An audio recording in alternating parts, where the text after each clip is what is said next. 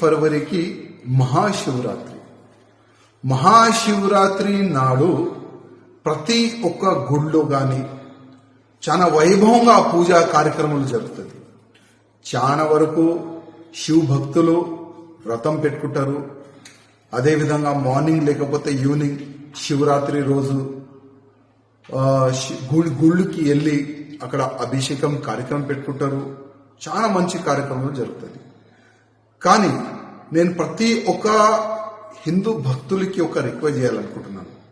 మీరు మన పూలు కానీ కొబ్బరికాయ కానీ స్వీట్ కానీ అది హిందువుల దగ్గరనే కొనాలని నేను అందరికీ రిక్వెస్ట్ చేస్తున్నాను. ఎందుకంటే చాలా వరకు మన హిందువులకి తెలియదు. మనం గుడికి వెళ్లే ముందు ఎంత పవిత్రమైన మనం ఉండాలి.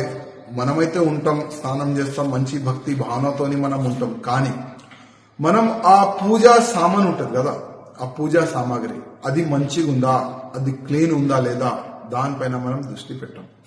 అదే అమ్మేవాళ్ళు కరెక్ట్ ఉన్నాడా లేదా అది కూడా మనం దృష్టి పెట్టాం. ఎందుకంటే 8 దినాలు 10 దినాలు స్నానం చేయరు ఈ పూలు అమ్మేవాళ్ళు, ఈ స్వీట్ అమ్మేవాళ్ళు, ఈ కొబ్బరికాయ అమ్మేవాళ్ళు. వాళ్ళు స్నానం చేయరు 10 days 8 days వరకు. మళ్ళా ఏ మాంసం వాళ్ళు తిని ఆ పూలని చేతికి పెట్టి వాళ్ళు అమ్ముతారు. అది కూడా మీకు మాకు తెలియదు. అందుకోసం మనం అంత పవిత్రమైన ఉండి పూజకి మనం వెళ్ళిన తర్వాత అభిషేకం చేసి ఆ పూలు పళ్ళు ఆ కొబ్బరికాయ అది అన్ని ఎంత పవిత్రమైన ఉండాలి, దానిపైన మీరు కొద్దిగా దృష్టి పెట్టండి. అందుకోసం ఏదైనా వస్తువు కొనే ముందు కొద్దిగా ఆలోచన చేసి కొనండి. ఆయనకి బొట్టు ఉందా లేదా, బొట్టు ఉంటేనే కొనండి. లేకపోతే ఏ వ్యక్తి దగ్గర మీరు కొనాలే అది మీ ఇష్టం. కానీ నా బాధ్యత ప్రతి ఒక్క శివ భక్తులకి ఒక అవేర్నెస్ తీసుకొని రావాలి. వాళ్ళలో మంచి పూజా కార్యక్రమం జరగాలి.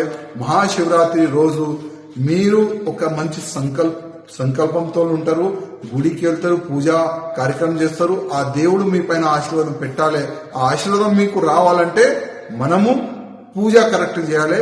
పూజ కరెక్ట్ చేయాలంటే ఆ సామాగ్రి, ఆ పూజా మనం పూలు అది కూడా పవిత్రమైన ఉండాలి. అదే ఉద్దేశంతో నేను మీకు అందరికీ నేను మెసేజ్ ఇస్తున్నాను.